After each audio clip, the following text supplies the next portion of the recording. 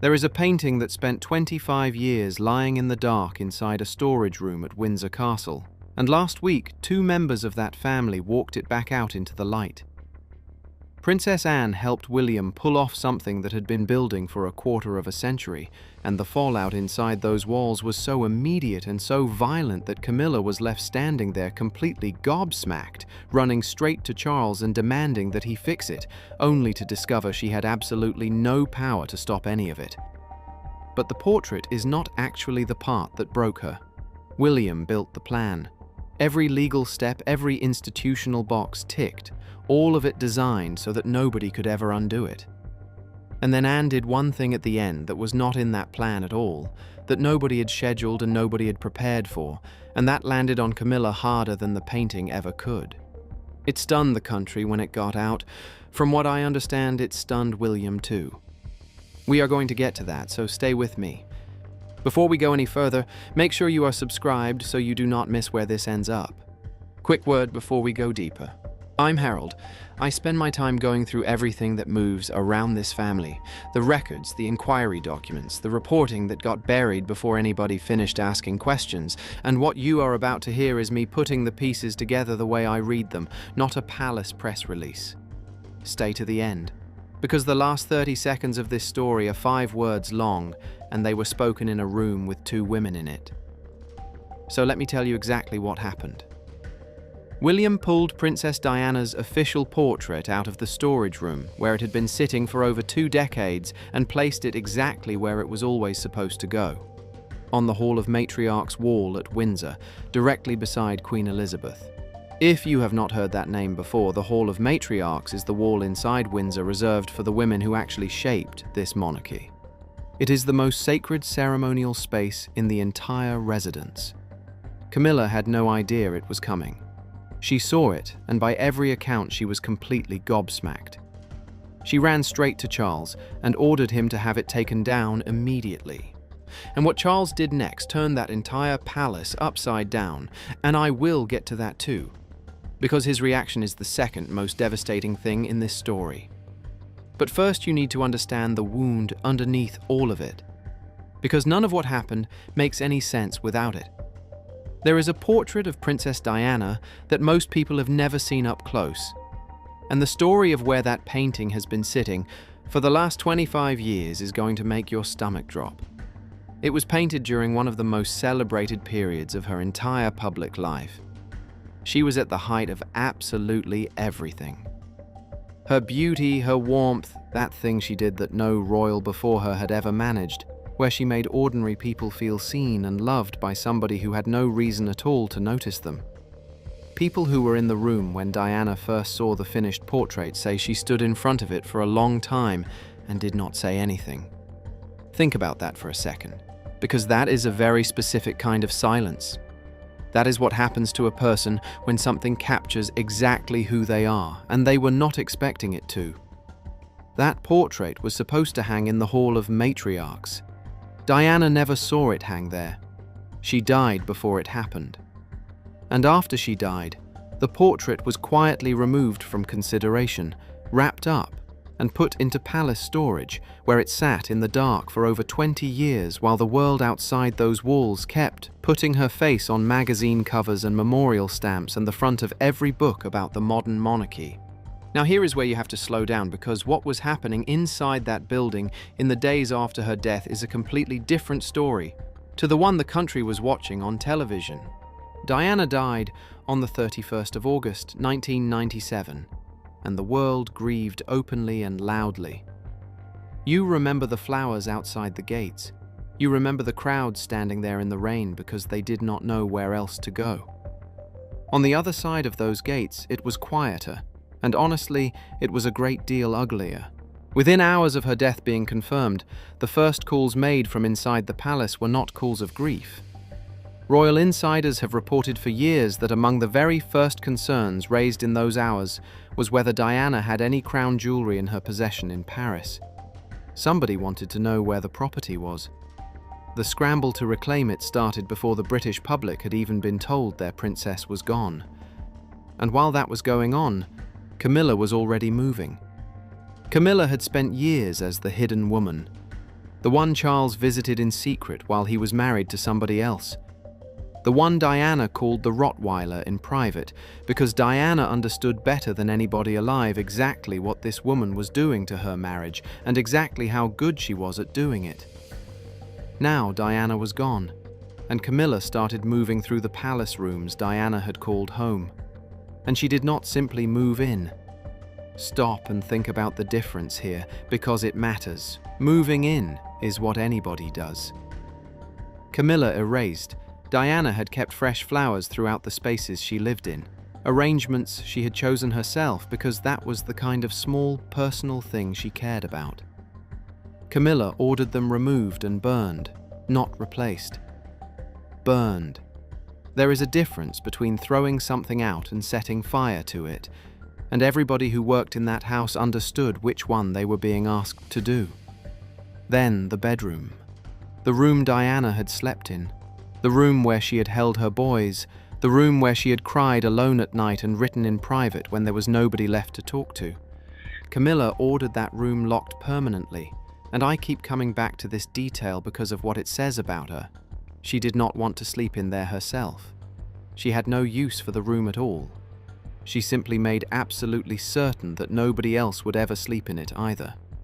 She wanted it sealed off like something shameful, like a stain you cover with furniture rather than clean. Diana's personal items were boxed up and relocated.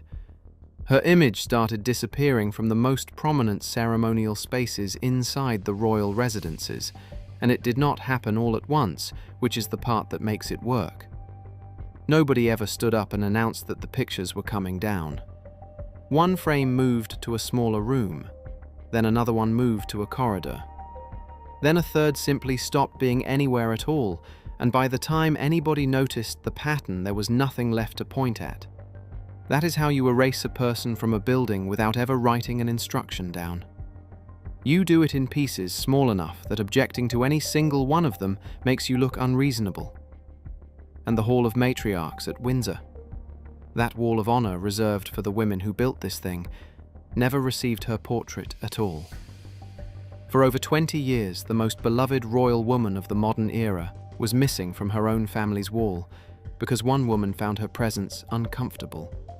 Foreign heads of state walked past that wall. Prime ministers walked past it. Her own sons walked past it at every family occasion of their adult lives and counted the faces and knew exactly whose was not there. Now let me take you to the boy in all of this, because everything that happened last week runs directly through him. William was 15 years old when he walked behind his mother's coffin through the streets of London on the 6th of September, 1997. He walked in silence, in a dark suit, in front of the entire planet, with his face completely still. And people forget that he was not walking behind that coffin as an innocent child who did not understand what had happened to his parents. He was a child who already knew that his father had been having an affair with another woman for years because Diana had sat him down and told him herself. She told him there were 3 people in that marriage. She said that was the reason the family had come apart. If that phrase sounds familiar to you, it is because she said a version of it out loud on national television in the Panorama interview in November of 1995, and the whole country heard it at the same time her sons did. His younger brother found out in a completely different way, and honestly, this is one of the saddest details in the entire story. Harry was sitting, watching a television debate about the monarchy with his mother. Camilla's name appeared on the screen, and he turned to Diana and asked her who that was. And Diana had to explain it to her youngest son right there, live in the middle of a program, with absolutely no preparation and no gentle way to do it. But the most devastating thing William would ever learn about what was done to his mother did not come from a conversation at all. It came from a letter. In October of 1995, 2 years before she died, Diana wrote a note to her solicitor, Lord Mishcon. And in that note she stated that she believed her husband was planning to have her killed in a staged car accident. She wrote about brake failure and serious head injury. She wrote that it would leave him free to move on, not sending word, not receiving a report afterwards. She was standing in that room, in person, because she had insisted on overseeing the placement herself, and she was not going to let anybody else do it for her. Here is the thing about that, and I want you to hold on to it. Nothing in William's plan required her to be there. The curators had it. The protocol was cleared. The precedent had been checked and rechecked for months. She could have stayed exactly where she was and read about it in the morning like everybody else. She came anyway. She had waited 50 years, and she was going to see it with her own eyes. The protective wrapping came off slowly. And for the first time in more than 2 decades, Diana's portrait was fully visible inside the walls of Windsor Castle, in the room where it had always been meant to be. And I have thought about that moment a lot because of who was standing in the room to see it. Anne knew that face when it was young. She was in the family before Diana arrived. She was there through the wedding and the marriage and the collapse and the funeral, and she watched the whole arc of it from about 4 feet away. So that wrapping came off in front of a woman who was not looking at a national icon or a magazine cover at all. She was looking at a girl she had watched get destroyed by the same institution she has given her entire life to. The frame was prepared. The placement was measured and confirmed and measured again. Because on a wall like that, 1 inch matters, and everybody in the room knew it. And within 90 minutes of that portrait arriving in the gallery, Diana's face was on the wall. She was placed directly beside the late Queen Elizabeth. 2 women, side by side. One who reigned for 70 years, and one who never got the chance to reign at all. Right where the pair of them should have been standing together from the very beginning. The room went very quiet after it was done. Multiple people who were in there have said the same thing, which is that nobody spoke for a while. They did not congratulate each other. Nobody made a speech. They stood there in a closed gallery, in an empty castle, and looked at a painting that should never have left it. And then Princess Anne said something. She said it quietly, almost to herself, the way people do when a sentence has been sitting in their chest for so long that it comes out whether they meant to say it or not. Staff standing nearby heard it clearly enough to repeat it afterwards. She said that Diana belongs here. And then she said that she always did. Not that she deserves to be here. Not that it is about time somebody did something. Belongs, in the present tense, as though the last 25 years had been an administrative error that somebody had finally got around to correcting. That is it. That is the whole thing. No speech, no statement, no line prepared for a press office. Just the truth said out loud in a room that had been carefully silent about it for 25 years. By a woman who has spent her entire life not saying things.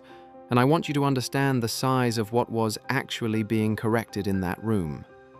Diana was the most beloved royal of her entire generation. She filled stadiums, she lined streets, she made the whole world weep at her funeral in a way that had never happened before and has not happened since. And if you were alive that week, you remember exactly where you were standing. And her own family kept her portrait locked in a storage room for over 2 decades because one woman found her presence threatening.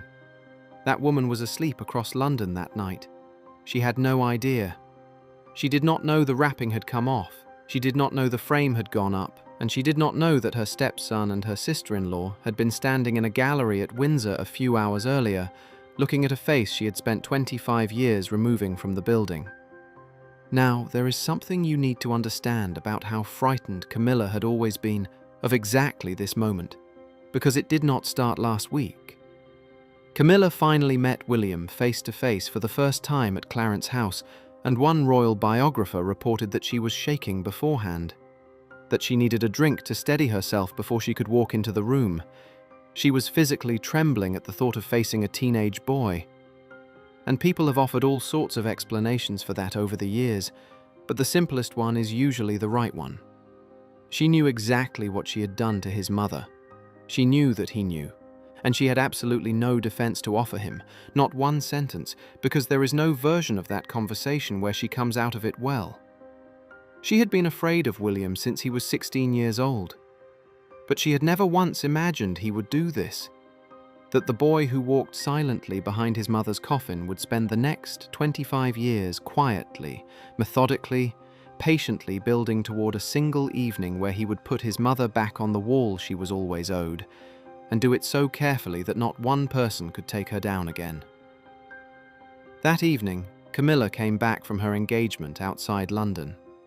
She went to sleep in the palace she had spent 25 years reshaping and restructuring and scrubbing clean of another woman's presence. She slept. And a few miles away in the Hall of Matriarchs, Diana looked out from the wall beside the Queen. The next morning, Camilla was going to wake up and walk straight into the worst day she had experienced in decades. She just did not know it yet. Camilla came back to Windsor the following morning, expecting a completely normal day. A schedule, a car, a set of engagements. The usual. She walked in. She heard the news, and the reaction was immediate, and it was physical. She did not compose herself. She did not go somewhere private and process it and come back out with a face on. Everybody who was near her that morning describes the same thing, which is that she went completely rigid with fury, standing right there in the corridor in front of household staff who suddenly had somewhere else they needed to be. Then she started issuing orders, the two women who between them define the entire emotional heart of the modern British monarchy, standing together at last on the wall where they always belonged. William was 15 years old when he walked behind his mother's coffin through the streets of London. He made himself a promise that day, and then he did the hardest thing a furious person can do, which is nothing at all, for 25 years, while he built the ground underneath it so carefully that nobody could ever pull it out from under him. And when he was finally ready, he brought in the one person in that entire family with the standing and the history and the sheer nerve to make it stick. Then one quiet evening, while Camilla was asleep across London with no idea at all, the two of them walked his mother back into the room she had always been owed. Diana would be proud of the man her son turned into.